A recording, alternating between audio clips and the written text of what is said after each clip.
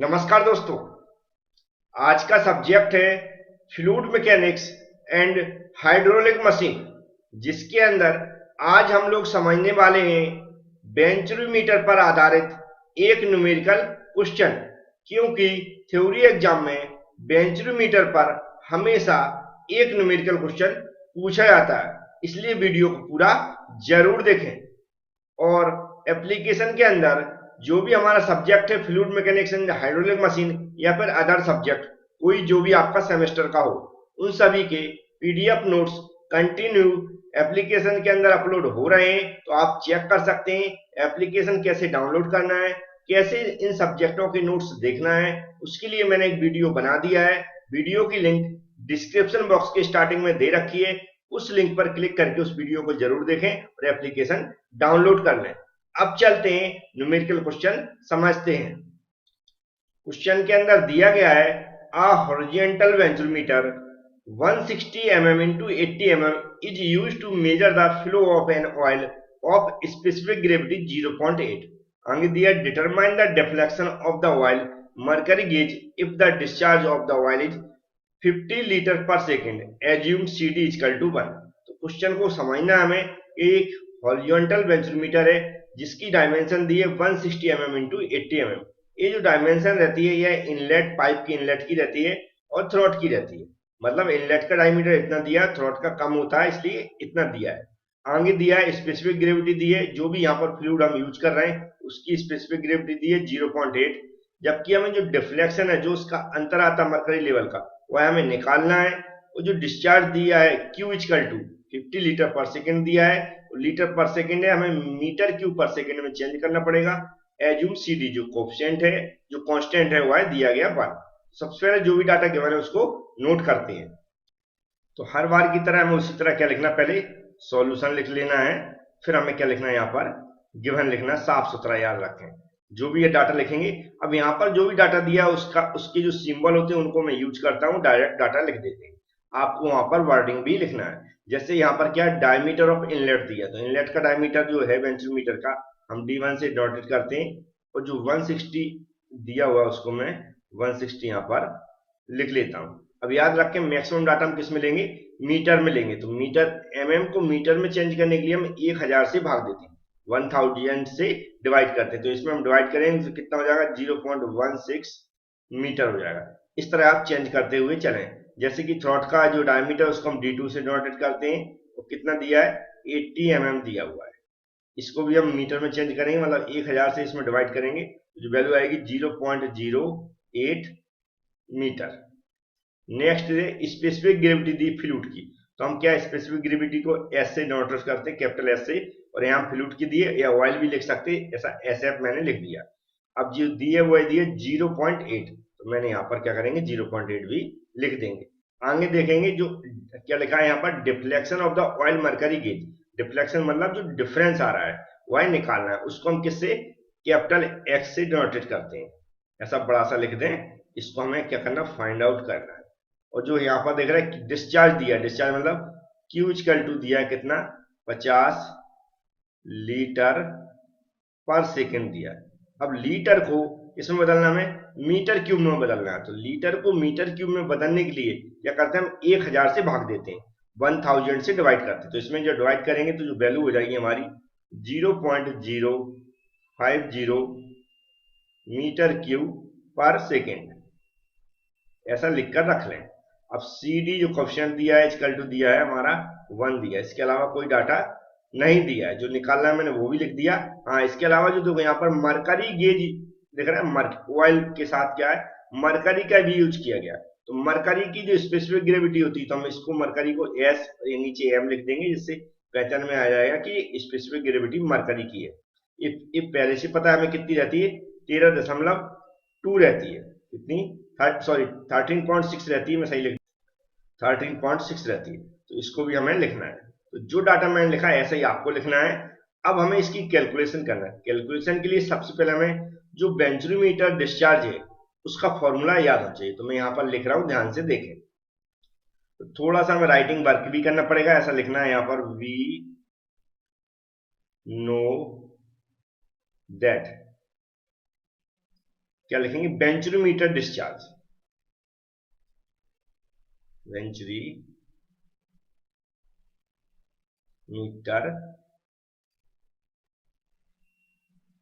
Discharge. क्या होता है इसका formula, Q equal to, formula में याद रखना, अगर आपका मैथमेटिक्स अच्छा है तो इस न्यूमेरिकल को देखने के बाद आपसे किसी भी टाइप का न्यूमेरिकल क्वेश्चन बन जाएगा, मैं समझाते हुए चलूंगा। A2 हो जाएगा बटे, याद रखें जो यहाँ पर ये मल्टीप्लाई का साइन लगाया है मैंने x जैसा, इसको x ना समझे, क्या है, मल्टीप्लाई है। तो इसके बाद CD A1 इंटू A2 बटे रूट के अंदर, याद रखें इसके रूट के अंदर A1 का स्क्वायर माइनस A2 का स्क्वायर। इसके बाद यहां पर फिर से मल्टीप्लाई है, रूट के अंदर 2GH। इतना बड़ा सिर्फ फॉर्मूला है, बहुत ही सिंपल। CD हो गया, A1 A2 हो गया, और A1 A2 का ही नीचे स्क्वायर करके रूट लगाना है, फिर 2GH है। अब यहां पर देखो डिस्चार्ज दिया गया है, कितना दिया, 0.050। CD भी दिया गया है, आपको दिख रहा होगा। A1 A2 नहीं दिए गए। A1 A2 क्या है, इनलेट और थ्रॉट के क्या है, एरिया है। तो हमें उसको निकालने के लिए यहां पर लिखना पड़ता है यार, A1 इक्वल टू क्या हो जाएगा, π/4, क्योंकि सर्कुलर एरिया है, π/4 इंटू डी स्क्वायर हो जाएगा। तो हम इसको बड़े आसानी से निकाल सकते हैं, D1 स्क्वायर, सॉरी, क्योंकि यहाँ पर A1 लिया है, तो क्या लिखेंगे हम, π/4 लिख देंगे यहाँ पर, इंटू D1 स्क्वायर की वैल्यू दी है, कितनी दी है, यहाँ पर लिखेंगे 0.16 दी है, तो इसका स्क्वायर कर देंगे। अब जो मैंने कैलकुलेट करके रखा है ऑलरेडी, उसको मैं यहाँ पर लिख देता हूँ डायरेक्ट। तो इसका जब कैलकुलेशन करेंगे तो 0 पॉइंट आएगा 0.0201, तो ये हो जाएगा मीटर स्क्वायर। तो हमने क्या निकाल लिया, यहाँ पर A1 निकाल लिया। अब इसी तरह हम क्या निकालेंगे, A2 निकालेंगे। A2 क्या हो जाएगा, π/4 इंटू D2 स्क्वायर। सेम इसमें भी वैल्यू रख देंगे हम, π/4 की जगह π/4 हो जाएगा, इंटू D2 की वैल्यू दी है, कितनी दी है, 0.08, ब्रैकेट के अंदर लिख देंगे हम 0.08, तो इसका स्क्वायर चढ़ा देंगे। अब कैलकुलेटर से एक ही बार में कैलकुलेट हो जाएगा, इसका स्क्वायर कर दें, फिर पाई का मल्टीप्लाई करके 4 का डिवाइड कर दें। तो जो मेरे अनुसार इसका जो आंसर आ रहा है 0.005026 और मीटर स्क्वायर। ये हो गया हमारा A2। अब यहां पर देख रहा है A1 A2 की जरूरत है, जो हो गया। G की वैल्यू कितनी होती है, 9.81 होती है। कितनी होती है, G की वैल्यू 9.81 होती है, डायरेक्ट लिख देंगे। अब जो यहाँ पर H है, ये क्या होता है, इसको हमें समझना है। क्या H, तो मैं यहाँ पर लिख देता हूं H। ये होता है deflection of oil mercury gauge, लिख देता हूं ब्रैकेट के अंदर, यहां पर ऐसा लिखें, SM बटे SF -1, और ब्रैकेट बंद करें और मल्टीप्लाई, ये मल्टीप्लाई करेंगे, फिर हम x बड़ा वाला लगाएंगे, क्योंकि इस x को हमें निकालना है, जो कि मैं यहां पर लिख चुका हूं। तो ये x से याद रखें। अब हम यहां पर कभी भी हमें जब इसके लिए s निकालना है तो इसी फॉर्मूले से निकालते हैं। SM क्या होता है, यहां पर जो स्पेसिफिक ग्रेविटी है, किसकी, मरकरी की, जो मैंने यहां पर लिख रखी हुई, आपको दिखाता हूं। यहां पर कहां पर लिख रखी है, ये लिख रखी 13.6। SF क्या, जो भी यहाँ पर फ्लूइड यूज किया गया उसकी स्पेसिफिक ग्रेविटी, जैसे कि यहाँ 0.8 दिया है। अगर x की वैल्यू दी जाती तो h हम आसानी से निकाल सकते थे, या फिर यहाँ पर x की वैल्यू निकालना है तो हम h को जैसा का तैसा टर्म में निकालेंगे। कैसे निकालेंगे, h को h रहने दें, और ब्रैकेट के अंदर जो वैल्यू दी है, जैसे कि 13.6 दी है SM की, और SF की 0.8 दी है, -1, और यहाँ पर मल्टीप्लाई क्या कर देंगे हम, इस x का कर देंगे। अब यहाँ पर देखेंगे तो h इक्वल टू क्या हो जाएगा, इसका इसमें भाग देंगे, और 1 का -1 का हम क्या करेंगे, माइनस कर देंगे। तो इसका इसमें भाग देके -1 करेंगे, तो जो मेरी कैलकुलेशन के अकॉर्डिंग जो वैल्यू आ रही है, वो आ रही 16 इंटू AX आ जाएगा।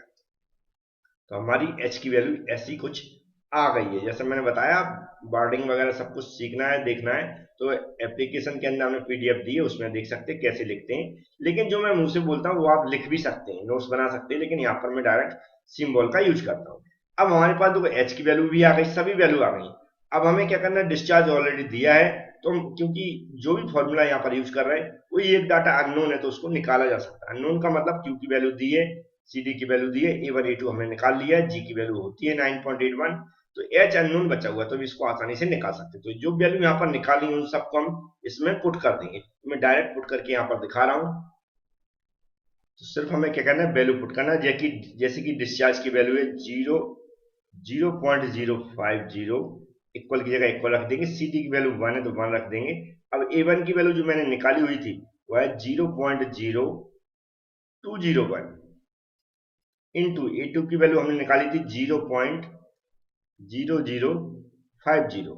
बटे में हम क्या करेंगे, जो भी बटे में यहाँ पर पूरा टोटल टर्म है उसको हम लिख लेंगे 0.0201 का स्क्वायर माइनस ये जो A2 है इसकी वैल्यू सेम की सेम रखेंगे हम 0.0050 का होल स्क्वायर। इसका पूरा रूट है, याद रखें तो रूट पूरा लगा के रखें। मल्टीप्लाई में हम क्या करेंगे, रूट के अंदर 2 इंटू 9.81 इंटू क्या हो जाएगा 16 इंटू एक्स हो जाएगा। ये क्या है, एक्स है। तो हम चलते हैं अब इसकी कैलकुलेशन करना है। कैलकुलेशन में सबसे पहले ऊपर की वैल्यू कैलकुलेट करेंगे, नीचे की वैल्यू कैलकुलेट करेंगे, ये भी कैलकुलेट करेंगे। तो मैं आगे रख देता हूँ इसकी वैल्यू सारी। तो हमने यहाँ पर क्या किया है, ये जो Q की वैल्यू उसको जैसे का तैसा रहने दिया, ऊपर का एक दूसरे में मल्टीप्लाई करके रख दिया, इतना आया। नीचे का रूट के अंदर देखेंगे तो सिर्फ इसका स्क्वायर करके रखा है, इसका भी स्क्वायर करके रख दिया, तो इसको भी एक दूसरे में मल्टीप्लाई करके रख दिया। यहाँ पर इंटू में एक्स है। अब हमें फिर से हमें क्या करना है, 0.050 कर देना, इक्वल की जगह इक्वल रहने देना। ऊपर की वैल्यू में 0.03010 है, तो नीचे याद रखें हम क्या करेंगे, एक ही बार में इसमें से इसको हम माइनस करेंगे, फिर जो वैल्यू आएगी उसका डायरेक्ट रूट ले लेंगे। रूट लेने के बाद जो वैल्यू आ रही है मेरे अकॉर्डिंग वो आ रही 0.01946, ऐसी कुछ वैल्यू आ रही है। मल्टीप्लाई में हम क्या करेंगे, इसके अंदर भी देखेंगे तो जो ये वैल्यू है इसको हम ऐसा भी रहने दे सकते हैं क्योंकि हमें x को निकालना है, तो हम इसको जैसा तैसा रहने देते हैं 313.92 और x डायरेक्ट ऐसा लिख देता हूं मैं। अब हमें क्या करना है, इसको फिर से हमें कैलकुलेट करना है। कैलकुलेट करने के लिए हम क्या करेंगे, ये ऊपर की वैल्यू इसमें इसकी अब डिवाइड कर देंगे, तो एक स्टेप और बढ़ा देता हूं मैं, 50 इक्वल ऊपर वाली वैल्यू नीचे वाली वैल्यू का डिवाइड कर रहा है तो 0.00513 आ रही, 00513 आ रहा है। और मल्टीप्लाई में क्या हो जाएगा, ये जो वैल्यू दी है 313.92x। अब हमें सिर्फ क्या करना है, इसको एक साइड ले जाना है, तो इसको हम एक साइड ले जाएंगे तो रूट वाली साइन जैसा का तैसा रहेगा 313.92x। और इस तरफ वाला क्या हो जाएगा, ये जो वैल्यू है ये पहले आएगी 0.050, इसके साथ जो मल्टीप्लाई में हुआ नीचे पहुंच जाएगी 0.00513। अब हमें सिर्फ कैलकुलेट करना, इस ऊपर वाली वैल्यू में नीचे वाली वैल्यू का भाग दे देना है। तो डिवाइड करेंगे तो 9.746 आएगा। अब इतना आ गया। अब हम देख रहे हैं इधर की वैल्यू क्या है, रूट वाली है, इधर वाली विदाउट रूट वाली। इसके लिए हमें क्या करना पड़ेगा, ऐसा लिखना पड़ेगा यहाँ पर, taking a both side square. क्या मतलब, दोनों साइड हमें स्क्वायर लेना पड़ेगा, बोथ साइड, क्योंकि तभी रूट हटेगा, बोथ साइड स्क्वायर। ऐसा लिखने के बाद हम क्या करेंगे, रूट वाली वैल्यू 313.92 है इंटू एक्स है, तो हम क्या करेंगे, इसका करेंगे स्क्वायर कर देंगे, और इस तरफ वाली वैल्यू का भी हम स्क्वायर करेंगे 9.746, ऐसा स्क्वायर कर देंगे। अब इधर देख रहा है तो ये जो ऊपर वाला स्क्वायर है इससे कैंसिल हो जाता है, तो हमारे पास बचेगा 313.9 और x आ जाएगा। इक्वल में क्या हो जाएगा, ये जो वैल्यू है इसका हम स्क्वायर कर रहे हैं, तो मेरे अकॉर्डिंग स्क्वायर करने के बाद जो वैल्यू आ रही है 94.98 आ रही, 94.98 आ रही। हमें x की वैल्यू निकालना है, तो इधर वाली वैल्यू 94.98 रहेगी और बटे में क्या आ जाएगी 313.9। अब इसकी हम कैलकुलेशन कर रहे हैं तो देख रहे हैं ऊपर वाली वैल्यू नीचे वाली वैल्यू का डिवाइड कर रहे हैं, तो मेरे अकॉर्डिंग जो वैल्यू आ रही है 0.3025 मीटर ऐसी कुछ आ जाती है। अब यदि हमें कोई कहता कि h की वैल्यू फिर से निकाल दो, तो h इक्वल टू हमारा क्या है, जो भी हमारा दिया था ऊपर, जैसे कि मैंने यहाँ पर रखा हुआ है, कहाँ ये रखा हुआ है, सॉरी ऊपर देखेंगे हम एच का ऐसा निकला हुआ था, आपने देखा होगा एक्स निकला हुआ। तो हमें क्या करना है, एच इजकल टू 16 कर देना, इंटू एक्स का मल्टीप्लाई कर देंगे। कितना मल्टीप्लाई कर देंगे, 0.3025। तो जो भी वैल्यू आएगी वाई उसका आंसर हो जाएगा, और x is equal to A answer हो जाएगा। उम्मीद है न्यूमेरिकल क्वेश्चन आपको समझ में आया होगा। ऐसे बहुत सारे न्यूमेरिकल हैं जो पूछे जा सकते हैं, उनको मैं कोशिश करूंगा आगे सॉल्व करवाने की। Thank you friends.